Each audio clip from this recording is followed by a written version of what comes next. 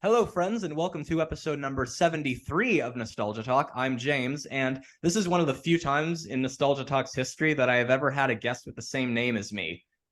Unless you count Jim Benton, but he didn't really go by James, he went by Jim. Let's give a big welcome to James Preller. Welcome. Hey, I'm so glad to meet you and be here. It's nice to have you here as well. Now, for anybody who Thanks. doesn't know, James is another one. He's told me I could call him Jimmy, Jimbo, or whatever. I got kind of tongue tied there. Uh, anyway, for those of you who don't know, James Preller is a book author. He has done the book Bystander, the book Six Innings, and the Jigsaw Jones Mystery books, which were really popular when I was a kid, and novel adaptations of films such as The Iron Giant, Space Jam, Godzilla, and The Fox and the Hound.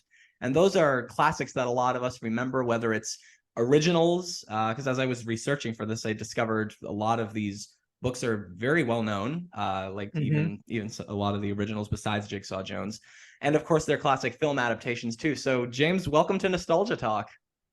Yeah, well, I'm excited to be here and I'm ready for whatever you're going to throw at me. All right, well, let's get the ball rolling. How did you become How did you become interested in writing, and who were some of your biggest influences?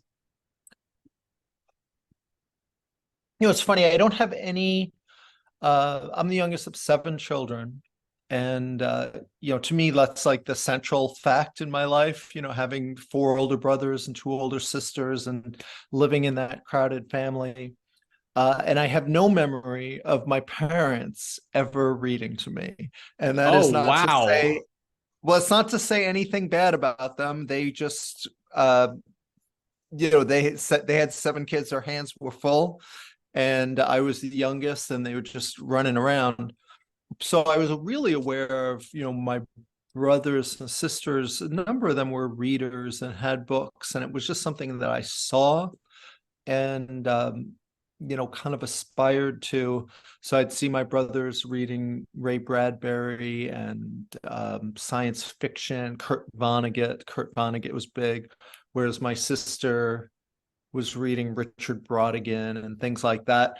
So those were real big influences on me. And I think the other thing about being the youngest in a family is that I'm very social. I'm very happy to talk to groups of people. I'm not one of those people who walks into a party like fearfully. I'm pretty comfortable with all that. But at the same token, I've always needed time to be alone. I've always kind of needed to retreat and recharge. Mm-hmm. So writing sort of that being okay with being alone, being okay with being quote unquote bored is is kind of essential if you're going to be a writer, because it's a solitary profession. So it sort of worked for me in that regard. Okay. So what genre of writing were you mostly interested in? Mm. Well, I have always bounced around, and I still to this day do. Um, so I've gone through phases where I'm reading, police procedurals or, detective novels and stuff, but I love baseball. So I tend to read a baseball book every year or two. I read biographies. I read not, political nonfiction. I bounce around and, for me, I never got the branding memo that went out. You're supposed to brand yourself. I gather, but for me, I've always written, a real variety of books. I've written, so I have, scary stories. I have kind of fantasy. I've done sports, I've done mysteries. So I kind of bounce around. And also, I kind of tend to go back to realistic fiction as sort of like my core. Everything comes back to that for me as a writer. It's just, Okay. even if you're writing fantasy, all the rules and everything about writing successful realistic fiction holds true, and applies to every genre. So that's kind of my home place. Okay, so you've got quite the eclectic style of writing. Yes, which just only serves to confuse confuse whatever potential audience is out there. It's like, wait, this is a wilderness survival thriller. What's going on here? But you can only be who you are, and I've never been really methodical about like the marketing part of the James Preller brand. I'm just writing what inspires me and whatever's next. Well, that actually does go into my next question, which is what was your first ever published piece? Oh, it was 1986. And I was so it was a picture book idea that I had. And at the time, I don't see, you're too young to remember that, but at the time there was a lot of things like the He-Man Warriors. There was Oh yeah, like I've heard of He-Man. Yep. there was a lot of action kind of stuff that was popular, and I wondered if I could kind of create my own, action universe. So I wrote this story of superpowered trucks and came up with an adventure. So there's no humans, it's just trucks. And so there's Boomer Rig and Mud Rat and Laser Axe, and they all have unique personalities. They talk to each other. And there's going to be for the plot, there's going to be an avalanche. It's going to destroy town, and these superpowered trucks have to figure out a way to divert the avalanche. Now, here's the key. There's one truck named Little Brother. And now that you know that, you can guess the entire story, because Little Brother says, hey, let me come. Now I have, of course, spent a lifetime being a little brother. So of course, as when I talk to kids, they all know the answer. It's like, no, no, no, you're too small, you're no good. And of course, Little Brother saves the day at the end. And the last line of the book is, I think, Boomer Rig, that his voice says, lead the way, little brother, we'll follow you. And they go off driving into the sunset. But the whole point about that is that, as ridiculous as all that might sound about superpowered trucks and everything, it's still the essential child experience of being the smallest, being ignored or being underestimated, and then having your moment, stepping out and having your moment. So even though I'm writing about super trucks, I'm writing about, my own experiences, my own heart. Yeah, that definitely is a good lesson. Just because somebody's the smallest or the youngest doesn't mean that they can't achieve as much. Like I just did a retrospective for all you listeners out there. Retrospective coming soon. And in the thing I was retrospecting, there was a good message on that, because part of it involved this family, and as I was rewatching it, the youngest of the family was the smartest out of them all, and definitely the most wise, I thought. Right. Nice. So, as I said in the intro, you did novel adaptations of movies such as Godzilla, Space Jam, Iron Giant. What's the process of that like? So you come at this from a movie, like you're a movie guy? I am, right? Yep. Okay. So a lot of trying to survive as a writer, trying to just earn enough money to live. For a long time is a matter of taking whatever work you can get, however you can get it. So when I write an original novel where I make up the characters and make up the stories, that's mine. That's I quote unquote own that. Yeah. And so that's the dream, is to publish and be James Preller, and these are all my original ideas. But in the meantime, especially starting out, I really needed, I really needed anyone to take a chance on me and trust me to deliver a job in a timely, professional way. So I would be asked to do, a novelization. So I think the first one I did was Walt was based on Walt Disney's The Fox and the Hound, Hmm. and maybe had been re-released or something. So what I would get was I would get the screenplay,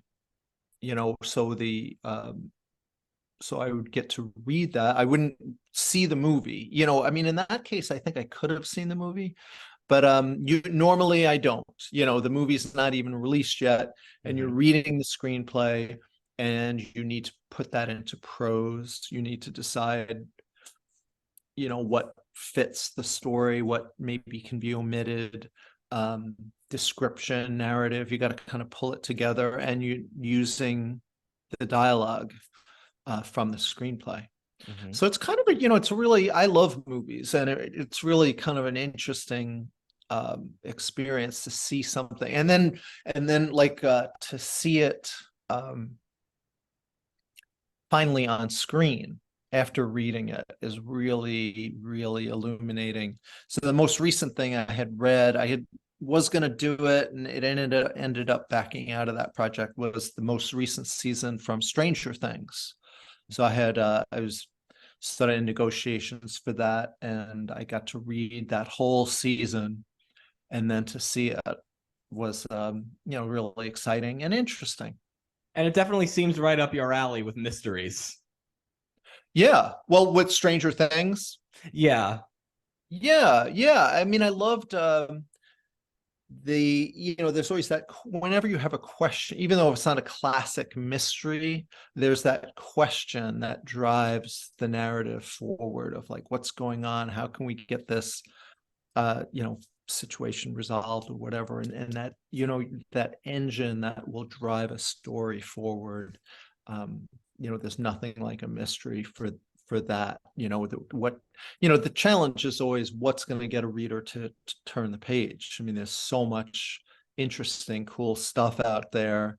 They can just scroll TikTok for endlessly or something like that. So as a writer, you're really aware of that, I think. And so how do I get this, how do I keep this reader? It's amazing to have someone open your book in the first place. Now you got to keep them there. So that a mystery, or a larger question can really serve that purpose really well. Right. So some novel adaptations of films have scenes that have been deleted from the film once it's out. Has that ever happened to you? Because you said you just read the screenplay, and sometimes the screenplay is stuff that's like, oh, we're cutting that, we're cutting that, we're cutting that. Yeah. I mean, the only real example I can think of, I mean, it certainly happens where you're just like, huh, oh, I'm surprised by that. By the way, the worst screenplay I ever read, and you just knew the movie would be terrible, but it was hard to imagine how bad it was, a movie called Baby Geniuses, which Oh, Christopher Lloyd and Kathleen Turner and some different actors. The woman from Sex and the City. But anyway, it hinged on like a very early special effect that babies are talking, mm-hmm. and it looks terrible. It looks terrible. It's so stupid. But again, you're just like, I'm cashing the check, and you do the book. The thing that I did a Space Jam one, Right. and I actually have it in my house. there's a couple of versions. There's picture books, and one I got to tell the story from Bugs Bunny's point of view. So that was just kind of cool to be the voice of Bugs Bunny, Oh, that's um, cool. to channel that.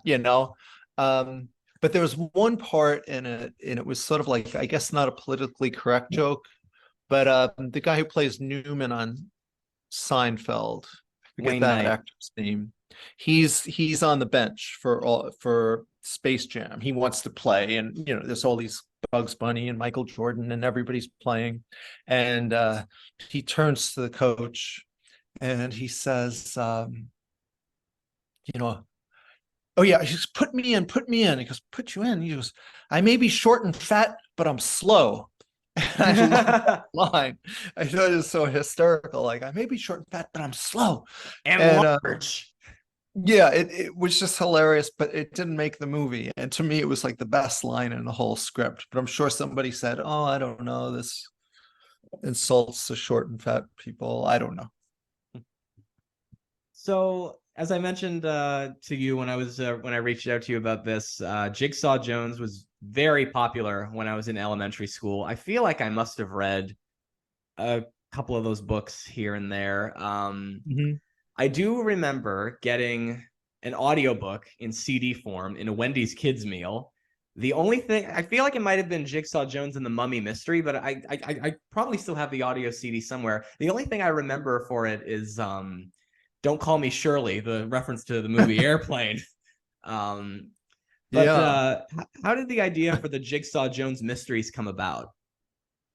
Because you said Um, you liked mystery stories, and here you've got like children's mysteries, similar in vein to say Scooby Doo. yeah.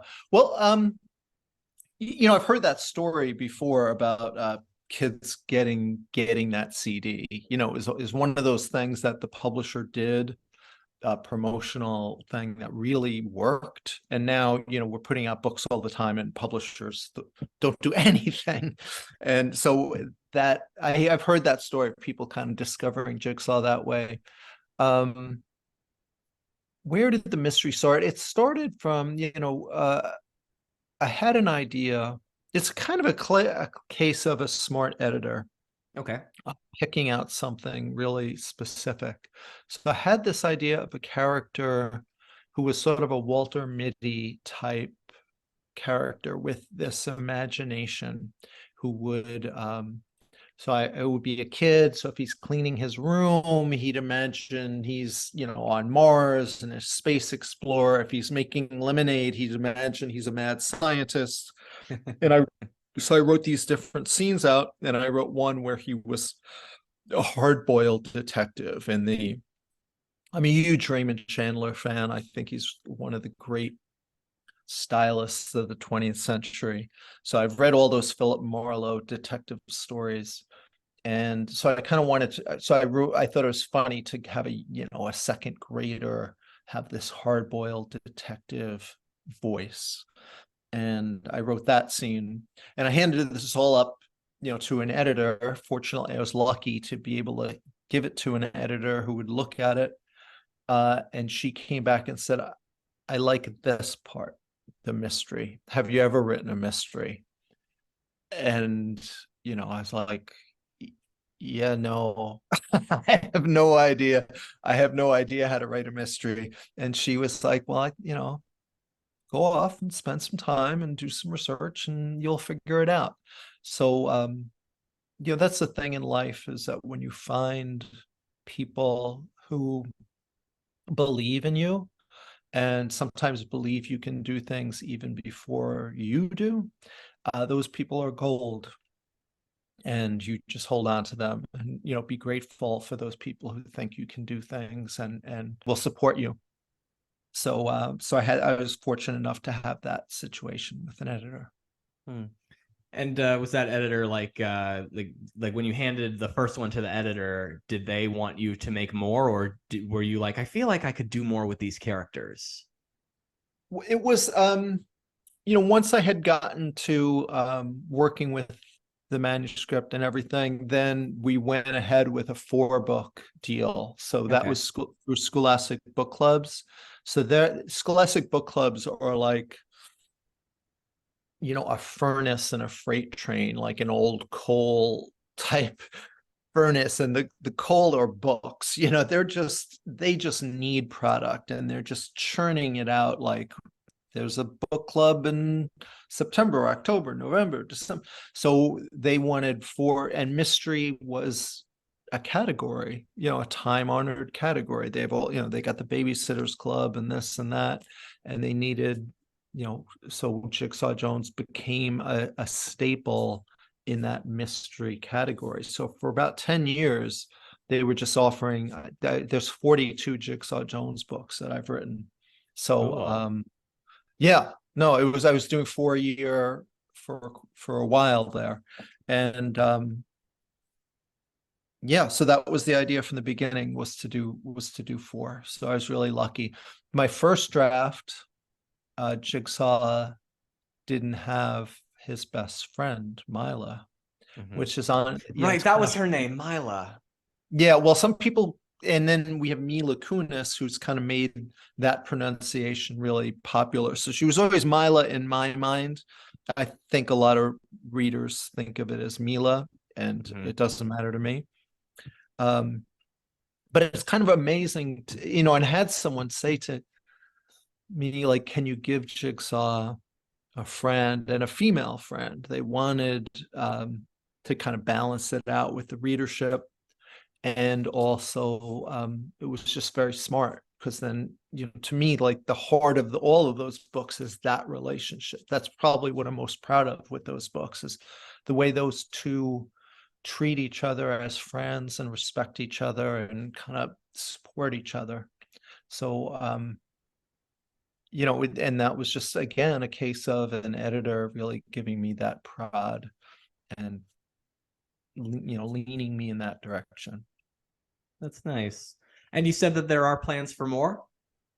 Well, no, right now we are pretty good. I think my last one, the most recent one I did, which wasn't, I don't know, maybe it was 2 years ago, or the case of the Hat Burglar, Jigsaw Jones. So it's still out there. Jigsaw Jones has been around long enough. So the first book was 1997. So I was doing those that they began to go out of print, Mm-hmm. and then I was able to revise them. So I was able to revise, like, so we brought 12 back and I wrote 2 new ones. So I got to revise all these old Jigsaw Jones books. And yeah, that was a really interesting experience. We're more I don't want to say politically correct, but politically sensitive. We're a little more sensitive about our words and our language and descriptions of people than maybe we might have been, 25 years ago. And the phone was like a big, when you came to revising it, you're like, you can't believe how many, there's pictures of just, the wall phone in the kitchen with the thing. And, that was such a thing of my childhood was, you'd answer the phone and you'd be like, Barbara, it's a boy, and everyone in the house, she'd be like, shut up. Everyone in the house would hear, there was no privacy. There was none of that. So then, in revising it, I had to kind of like write my way around some of the phone stuff, Okay. so. So for all you listeners out there who haven't heard of Jigsaw Jones, let me just say they're worth checking out. I don't remember much of Jigsaw Jones other than what I had said, but I do remember how big they were in elementary school. Like for some reason, when I was 10, I absolutely loved reading mystery books, most of which were not just Jigsaw Jones, but of course Scooby-Doo. Like I had a friend who knew I was obsessed with Scooby-Doo, that anytime she found a Scooby-Doo book in her house, she's like, here, you can have it. And I think I still have some of them. I remember that age, I actually wrote my own mystery story because we were given an assignment to write a short story. I wanted to write a mystery. And I created these original characters who were like this detective agency. And I actually do remember thinking as I was writing it as a 10-year-old, I'm like, man, I feel like I want to do more with this. Maybe one day I will, because I'd love for the world to see this creation. Yeah, it's amazing how those ideas, linger and stay with you, and and then 20 years later you kind of go, wait a minute, I think I see the way, I see the way to make this work, and you come back to those ideas that they get their hooks in you, and you're just like, sooner or later you got to deal with it. Yeah. So you mentioned that you were a big baseball fan. Was that like a big inspiration for the book Six Innings? That's probably an obvious question. Yeah, well, yeah, of course. Well, Six Innings had a lot of interesting things, but yeah, I am a baseball fan. I played in a men's league. I'm not like a great baseball player or anything, but I played up until into my late 50s, um, hardball. And I certainly coached my kids. I've coached and I managed men's baseball. So I've managed hundreds and hundreds of games. And there's kind of a famous baseball book called 9 Innings Mhm. where these, it was the early sabermetrics, the early statistical analysis where they really followed a game, 9 chapters, 9 innings, and they just kind of took you through a game and talked at a high level about what's going on. And I thought to myself, well, maybe I could do that with a little league championship game. So that's why it's 6 innings. And I was inspired from something cinematic. I kind of ended up walking away from it, but there's a great scene. It's a John Sayles movie, and I think I'm going to forget the name of the movie, but it's one of these movies with the long tracking shot. So a character moves into a party. It's like some big hall. There's tables, there's waiters, there's people bustling. So the camera follows this character as he moves in, and then the character, bumps into someone else, and then that person walks away, and the camera follows, the waiter, or so each new person, the camera would follow someone different, and you'd get the scene that way. And I thought to myself, well, I wonder if I could do that with a baseball, so that I could tell a story where who's ever holding the baseball, I then had permission to kind of go inside that person's brain, tell that person's story. So then the ball, the batter could get to it. And if he hits it out to the left fielder, suddenly I'm telling the left fielder's story. So I kind of got into the book that way. And then I abandoned, I didn't get as strict, and I loosened up that idea, but I was motivated from, a great tracking shot. What movie, Big Fellas has a great legendary tracking shot, I think, when, do you know that movie?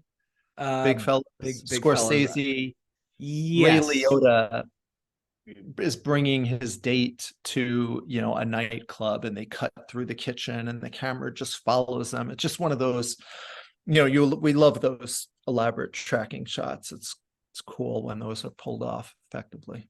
Well, that's cool that that is what inspired you for the book. Yeah, yeah. And of course baseball, so I Yeah, love exactly. baseball, but it's It's a good way to mix a good shot to tell a good story about something that you're interested together. yeah, yeah. And I mean, baseball, I'm just very comfortable with that world. And, I know that for, like, I remember baseball games that I played in when I was 8 and 9 and 10 years old, and things that I cared about. So that's where kids live, and that's where their passions are.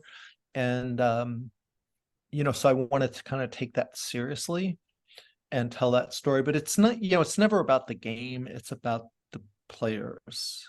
It's Mhm. not about the plays, it's about the players. But so it's like finding that balance of talking about these kids. And what I did was, another idea that came to me was, in my town, sometimes for championship games, there'll be an announcer. There's a little area where an announcer will say, here's Bobby McGee coming up, and it's exciting for these kids to hear their names. And I thought to myself, oh, I could do an announcer in my book, and that would be, um, a through line throughout the book that helped readers kind of know where they are in the game, and this announcer would come through. So I thought, well, who is that? And I thought of my oldest son, Nicholas, who is now 30, but at the time, he was a 2-time cancer survivor. Oh my So gosh. I, so yeah, no, he's good now, and but he went through a lot, 5 years of chemo and all that. So I thought to myself, oh, who's this announcer? And I thought, I remember sitting at my desk going, oh, he's sick. He's sick. And I wanted the reader to not know at first what he's just an announcer, and you don't know what's going on until kind of toward, there's something going on. There's something that's a little bit off, but you don't know quite what it is. And then at the end, like, his father comes up and carries him down, puts him in the wheelchair, and that, um, So yeah, there's parts of that book to this day that if I were to read, I would just get choked up, and Mhm. Well, that's a great So combination. I mean, as sad as that is, I'm sorry that your son had to go through that, but that is a really good combination of your own life with your son and with your love of baseball and with being interested in writing from that particular movie shot. yeah, It's a yeah. No, great it is combination. interesting, and it's nice to talk about it. I don't know if anyone is. I don't know how many listeners are out there interested, but the there's one other inspiration that is also interesting to me, and it was a short story I read. You asked about my reading, but there used to be these short story collections Alfred Hitchcock presents, and Mm-hmm. it was these little freaky mystery type stories. And there was one story I always remembered, and I looked it up, but it was called The Bluff.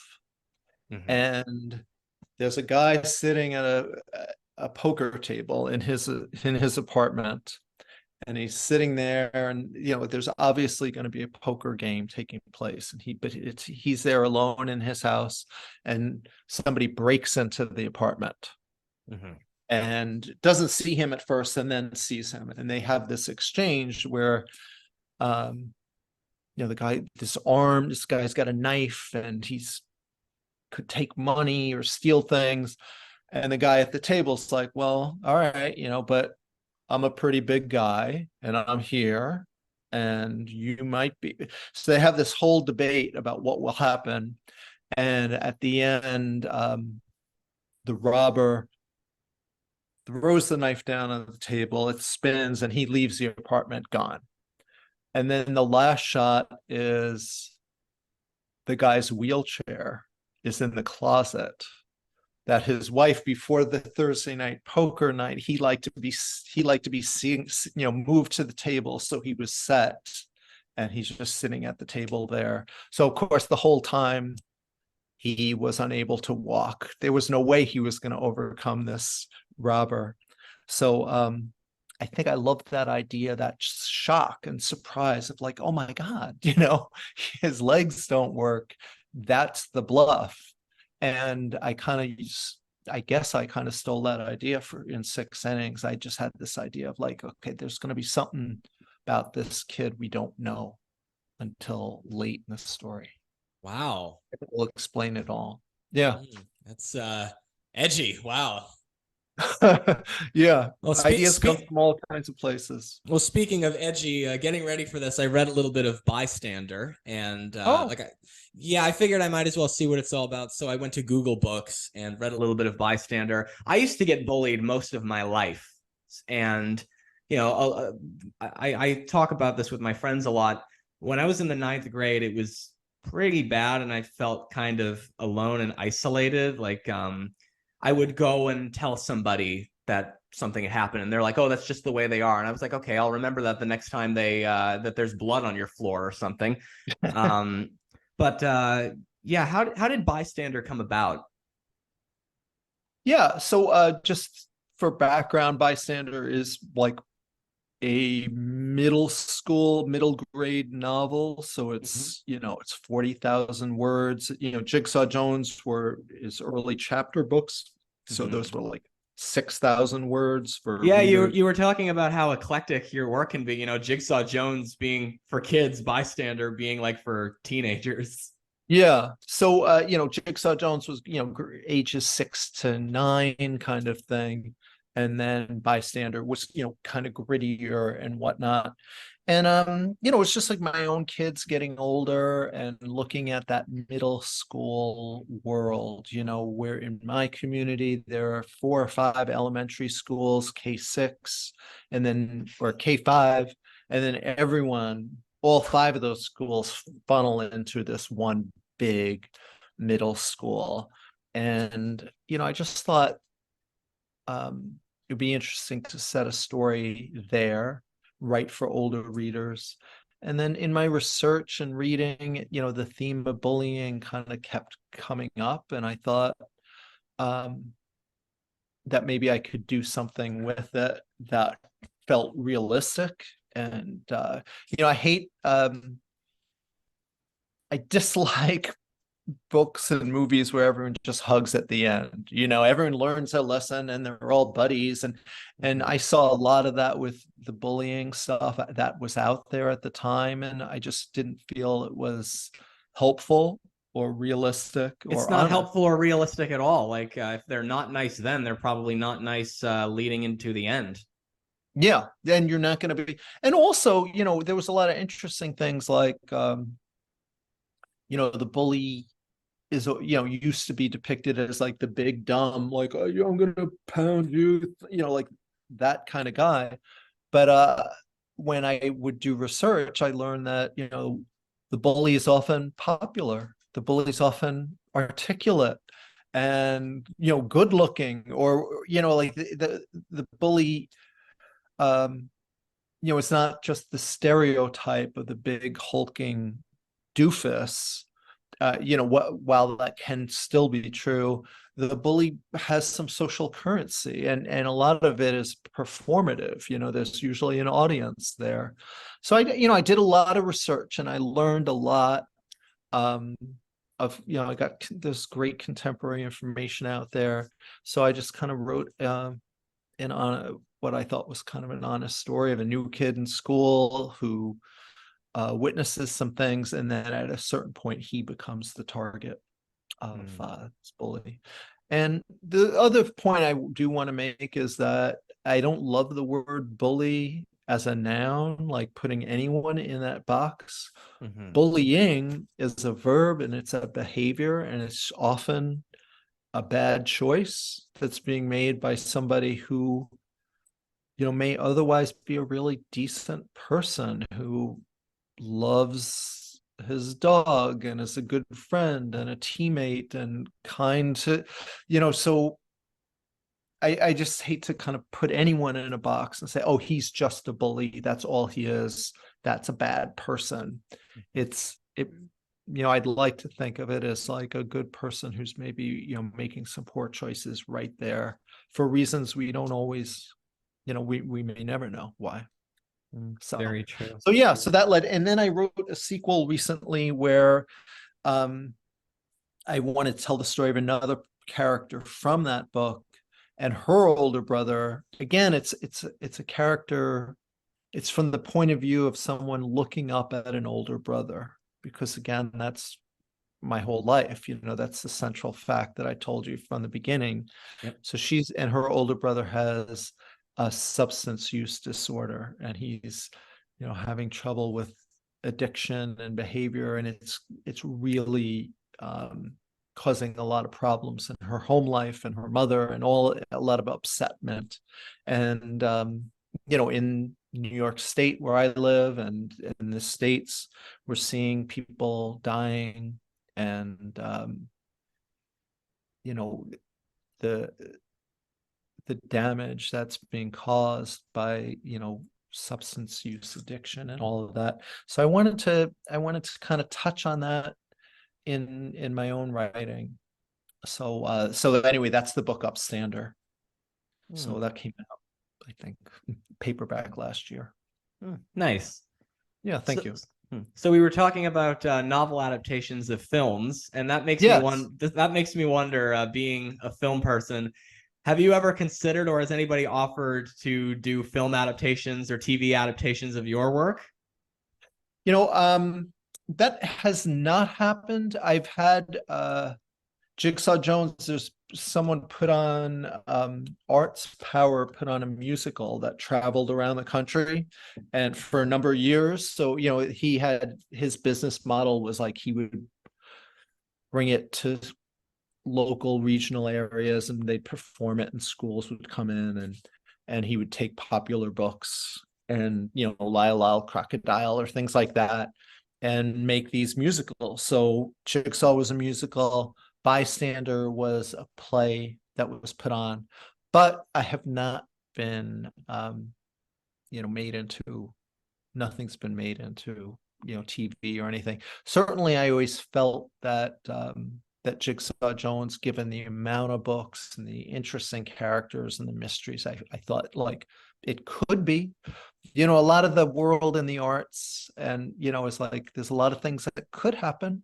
And you need a lot of luck and a lot of chance and oddball.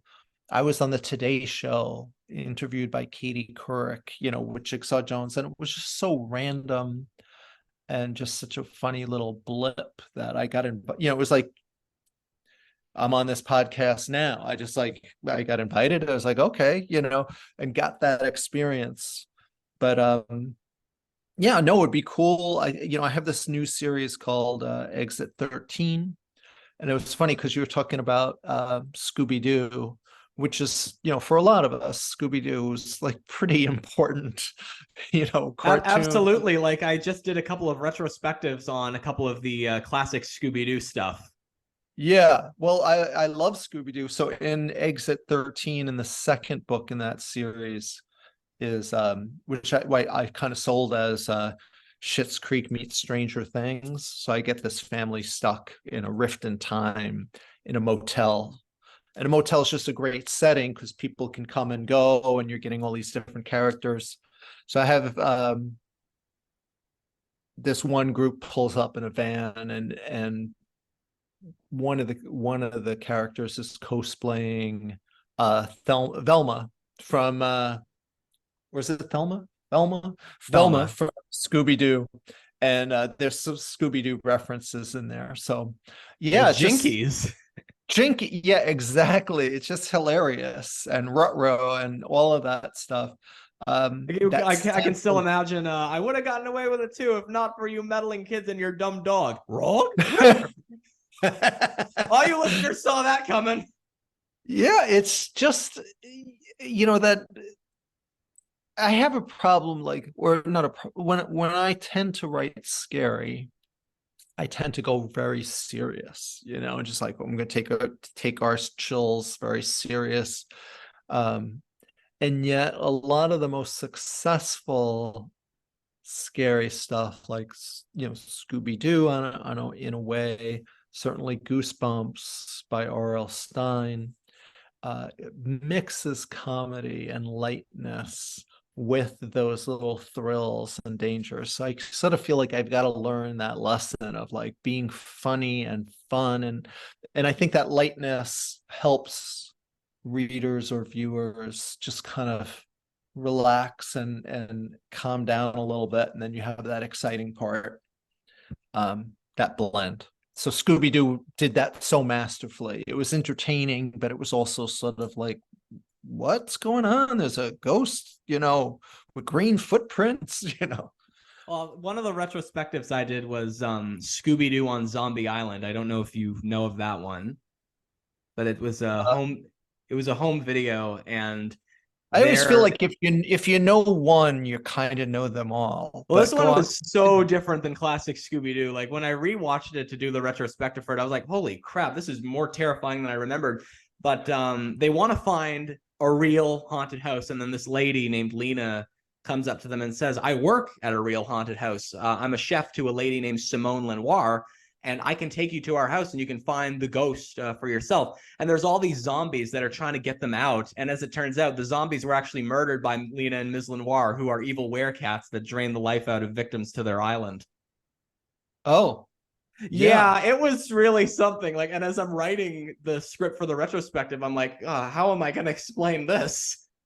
Well, I mean, and I can imagine the writers of that, like, so for years, the conceit was always, it's not a ghost, it's old Mr. Carruthers, the janitor, who's angry about, something, or, but it was never like, oh, don't worry. It wasn't, they're not zombies. It was, Bart, he wore a costume. Mm-hmm. So when they did this thing, they probably said, you know what?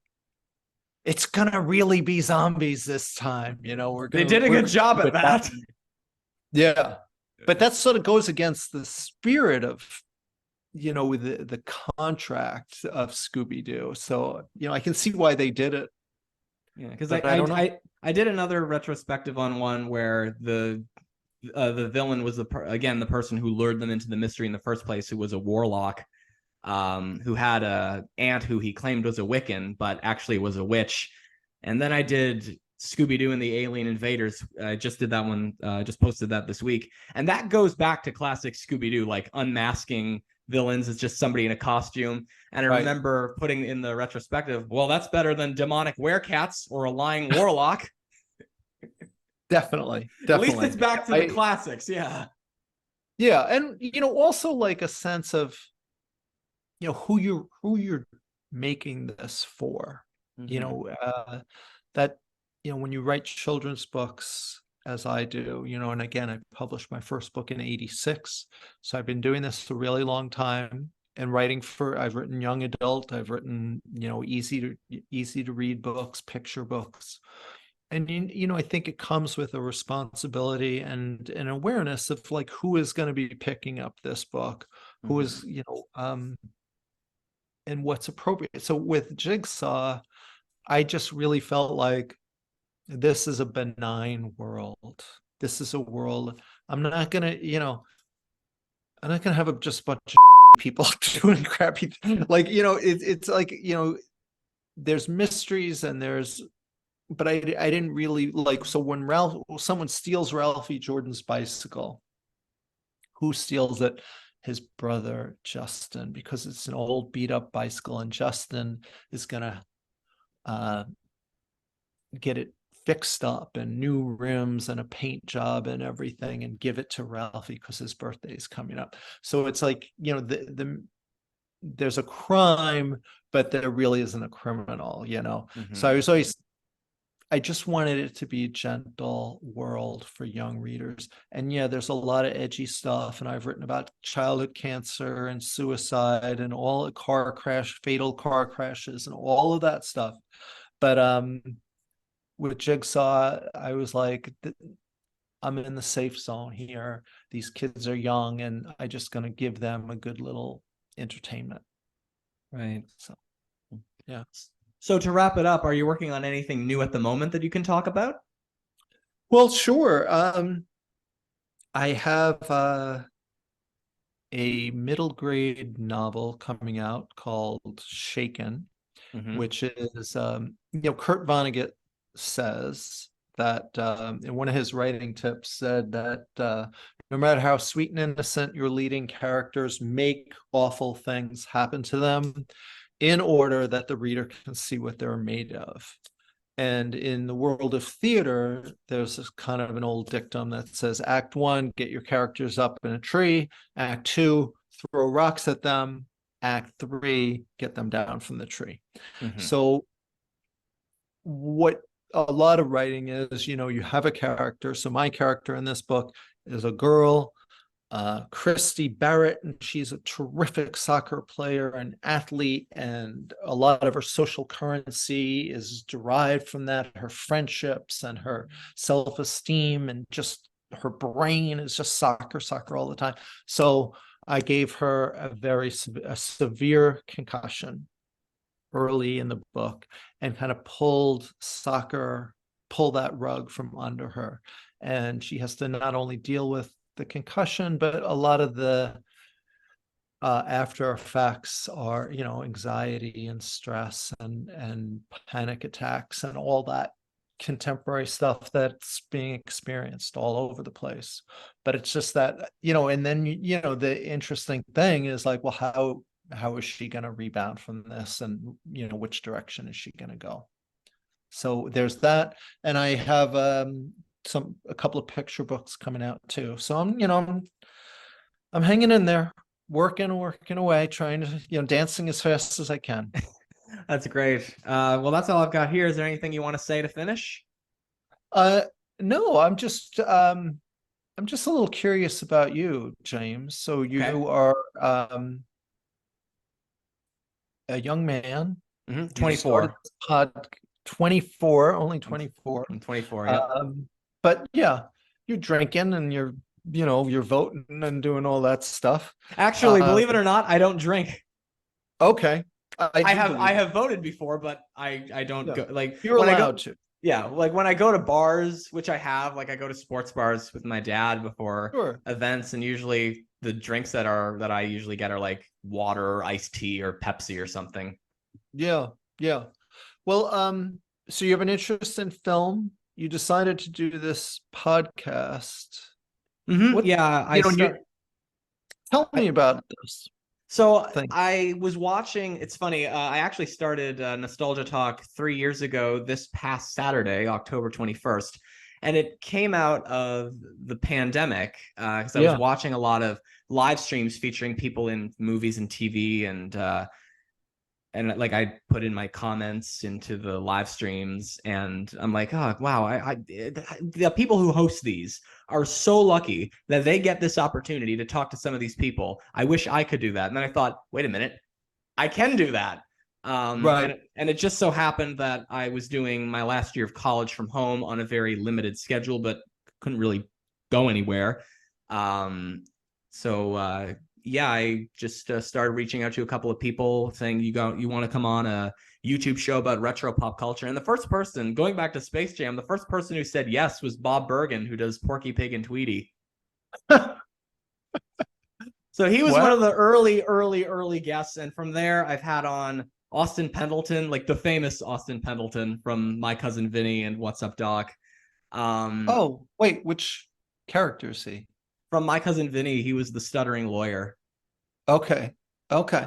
And nobody believes me when I tell them this, but a lot of the listeners are aware of this. One of the kids from Home Alone, I interviewed her. Oh, nice. Nice. Yeah, and like I've talked to people from Muppets, Sesame Street, Disney, Warner Brothers, Nickelodeon, a couple of book authors here and there, a couple of people who have done work for video games. Like it's become really something. I did a reunion of the TV show Lazy Town, which was a show that was around when I was a kid. And that still is my most popular nostalgia talk to this day. Wow. Mm-hmm. It's amazing, I think people like to talk about themselves. I teach a class.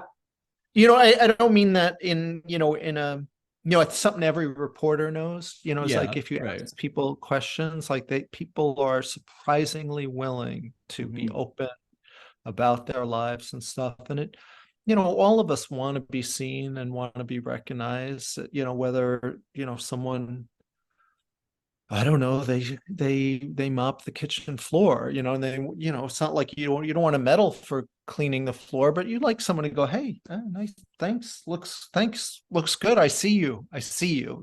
I see you. We Yeah, all like want. I work on a TV show. Like I'm contracted for a TV show, a horror TV show. Actually, we were talking about edgy mystery stuff. The first Yeah. show I worked on when I started my career was a very short form series on YouTube. It was a mystery show called Clue Kids, and at that time I was also working in film rental for like equipment for TV shows and movies. And a lot of the shows and movies that were coming in, I was like, wouldn't it be nice to? Usually the seasons would be over, and I'm like, I'd like to see if I could get my feet wet on a set. And I got a TV show deal for the a show called From. Actually, are you familiar with it? From no. Okay, No. it's in America. In America, it's on MGM Plus. And Okay. it's a horror show, and I started in the art department. I was never going to stay. I was supposed to be there for only 4 weeks, but I asked a couple of the department heads if any other department needed an extra hand or something. And then I got a transfer to another department. I worked in set decoration for the rest of the show's run. We did get renewed, but we got to wait until the strike is over. Oh, well, good luck with that. Good luck with that, with the Thank strike you. and all that. Thank you. But Well, I want to thank you for having me on. And now what happens? Is this going to be, I mean, we can, you know, you yeah, can I'm tell gonna me an yeah, email. I don't want to. I'm gonna post it on YouTube once it's all set to go. Okay, so you edit this, you'll make me sound a little more coherent. That depends on what your definition of coherent is. But yes, this does get edited, and then whenever it's ready, I'm like, oh, well, it's ready now. Might as well post it now. All right. Well, awesome. So yeah, let me know when you do that. I'd be curious. I don't know. I usually can't watch myself. I don't know how you feel about it. Oh, I understand that. Like I did plays growing up, and as fun as they were to do with my friends when I was in elementary school, I don't really act anymore. I do take improv classes on and off, but I'm mostly focusing on behind the scenes. But I find it so hard to watch me at 11 years old on a stage, especially because I did not sound like this at all. Like here, back then I sounded like a more grown up version of Elmo with still a high voice. And now I sound like Alex from All Time Low.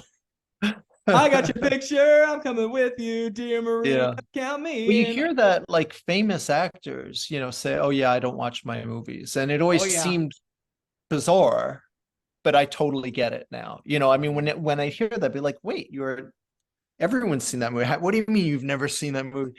But I get that discomfort, and that's just not being the role of you make the movie, but you don't necessarily want to see yourself. I've never felt super comfortable with it. So I can understand that. yeah. Mm. Well, thank you, James. And Thank you, James. yeah, the James, anytime two Jameses can get together, support each other, it's a good thing. So wish you great luck with your podcasts and your career. And someday you're gonna make a movie.